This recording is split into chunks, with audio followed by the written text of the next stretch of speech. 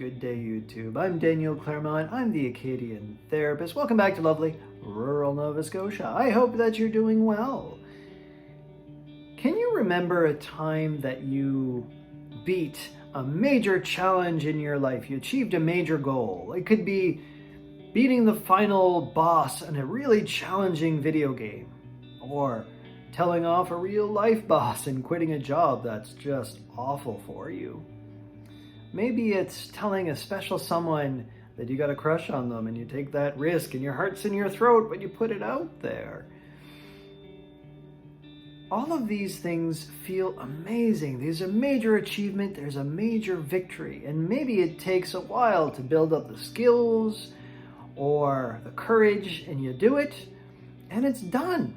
And it feels amazing. Some of those goals are one-offs. So you only graduate high school once. You only fall in love for the first time once. When you get married, that's a major achievement. So it's a major milestone, or the birth of your first child. A lot of these things are major accomplishments, achievements that you work at and you get it, and then it feels amazing. And then there's the happily ever after. That's how we tell the story, isn't it? Then they lived happily ever after.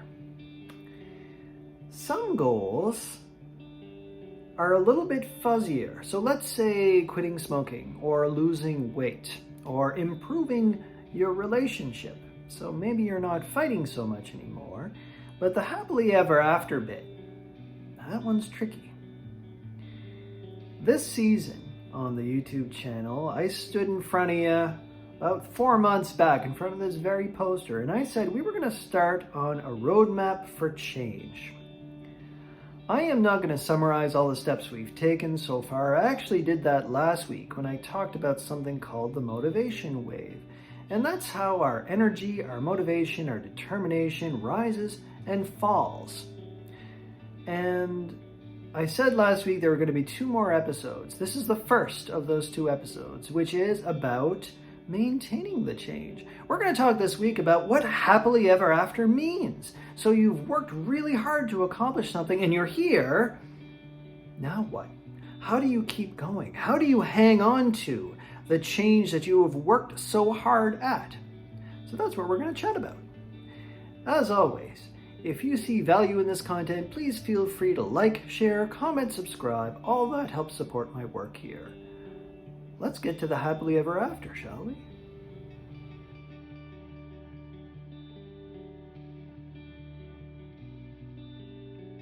Okay, so you've celebrated the accomplishment. You've popped the champagne, you've swept up the confetti, you have celebrated your achievement of this goal. The next step, which might seem a little counterintuitive, but may be essential, is to let go of how important this goal is for you. And I'm going to tell you exactly why.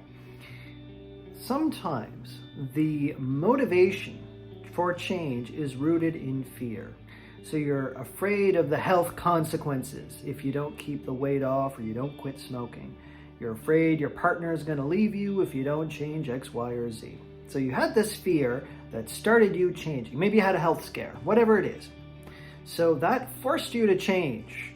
And so you kept at yourself, you kept at the behavior, and it was hard, it was challenging, but you got here. But if fear was your main motivator, you're going to need to keep piling on that fear. You say, don't you dare slip, don't you dare give this up. I know that you're going to screw up. Well, you're actually attacking yourself, which is going to exhaust you. It's going to risk pushing you out of your window of tolerance, which makes you vulnerable to relapse into the old addictive behaviors that got you here. Because whatever the thing is that you changed, chances are it was some kind of addiction, it was something unhealthy, it was something that you used to do to try to comfort or soothe yourself, to give you a bit of joy or peace, relief from pain.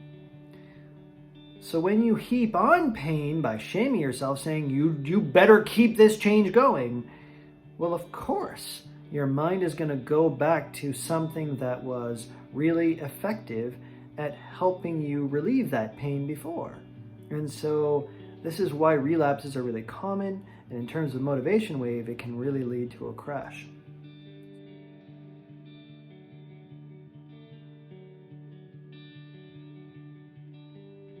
And so, ironically, after the celebration, we might need to do some grieving.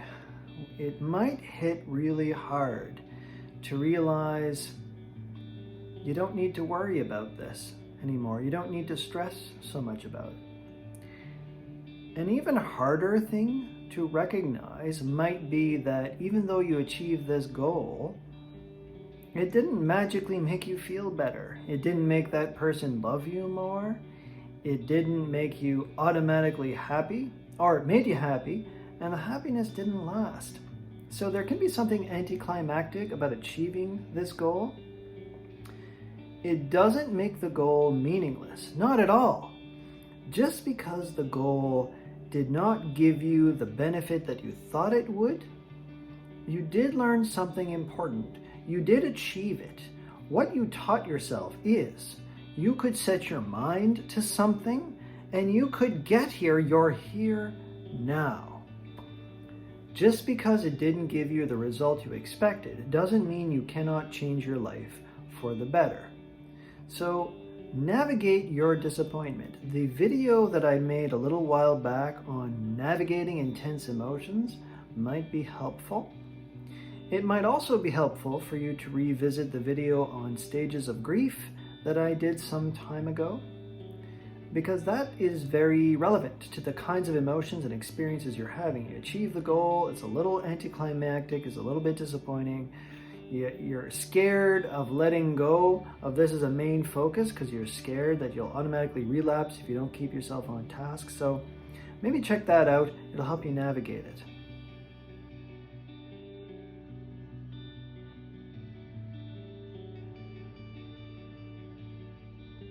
Okay, so now that we've talked about grieving what the goal didn't do for you, let's talk about what it did do. Let's say your goal was to lose weight so you would fit into that dress. So you did, you achieved it, you lost the weight, you're fitting into the dress, that's fantastic. What else does it do for you? How does your body feel now that you've kicked that addictive habit? How do you feel about the way your body moves when you wake up in the morning? What is your thinking like? Do you think a little bit more clearly? In particular, go back to a year ago, or 2 years ago, or 5 years ago, or 20 years ago.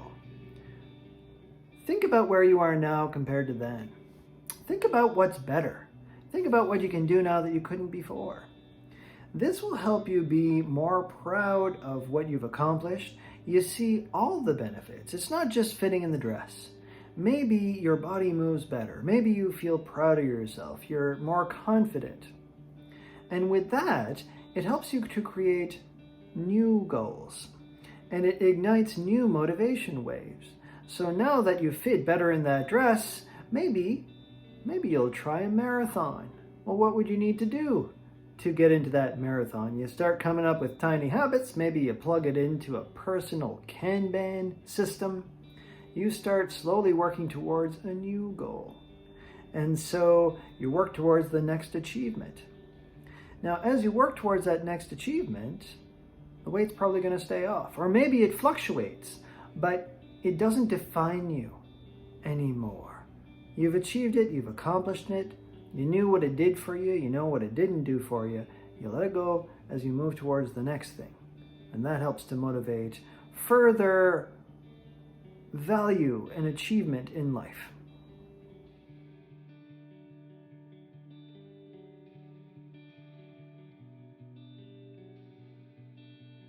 So another valuable component in life in the happily ever after is connecting with other people who have also achieved your goals. Now, maybe as part of your process of change, you actually did seek out other content creators, inspiring speakers, books, podcasts, whatever.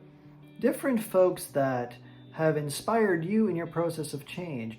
As you look them up, see what they're doing. What are they doing with their time? What books do they recommend? What things inspired them? Again, this can ignite new interests, and new things that you can read up on and study that can inspire next steps for you. It also makes you feel less alone. You find that fellowship and community and love and belonging there. Take, for example, Alcoholics Anonymous.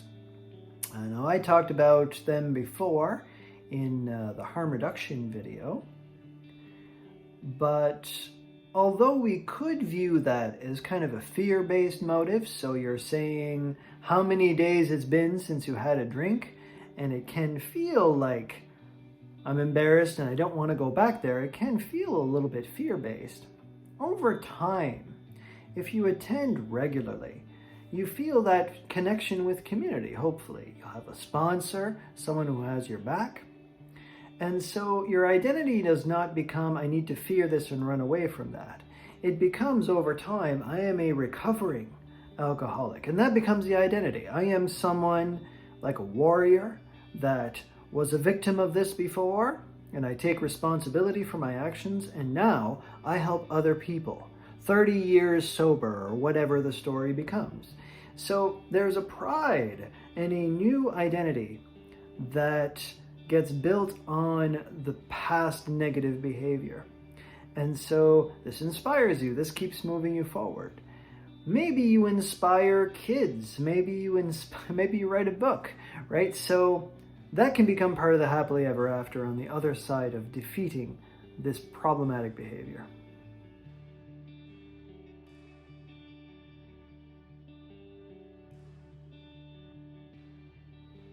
I think it's also really important to make space for the fact that doubts and thoughts of relapse, or even some relapses, are likely to happen when you move forward.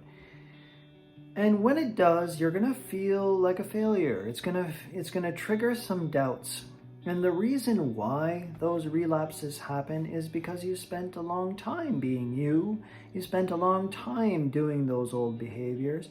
Chances are, whatever that old bad habit or those bad habits were, they were very effective at doing what they do, which is to distract you or numb you or make you feel good.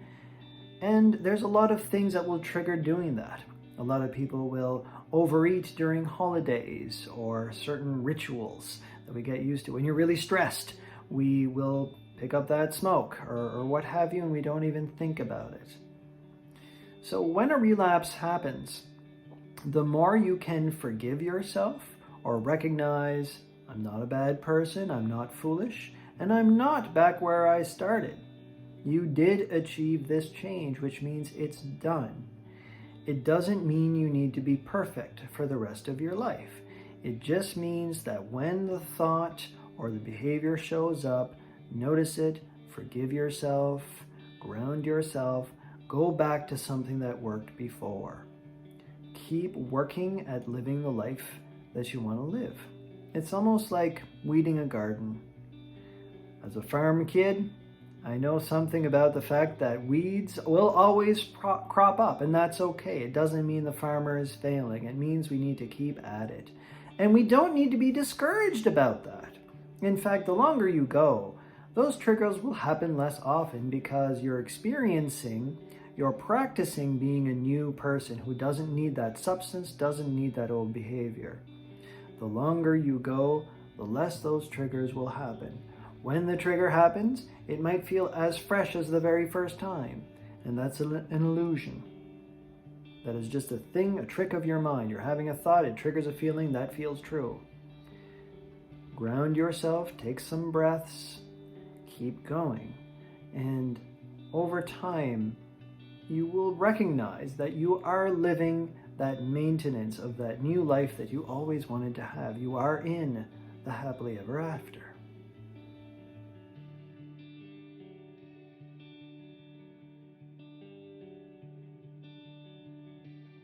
Okay, let's talk about the elephant in the room. I know that fear is there, so if you take your eye off the ball, if you don't pressure yourself to stay focused on this goal, or maybe you've noticed yourself slip up a bit, what's to stop you from slipping up the rest of the way?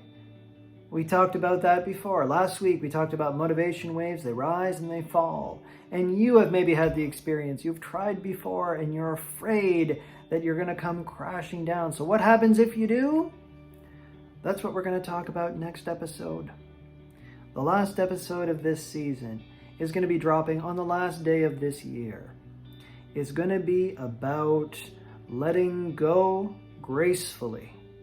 What happens when your motivation for change falls apart or it feels like you've accomplished nothing? How do we salvage something from that train wreck? How do we plant seeds for new beginnings later? Because there is a way forward that doesn't have to feel like failure or an absolute defeat. I hope that you'll join me. In the meantime, take care. We'll see you at the end of the year, the end of this road, and maybe the beginning of the next road for change.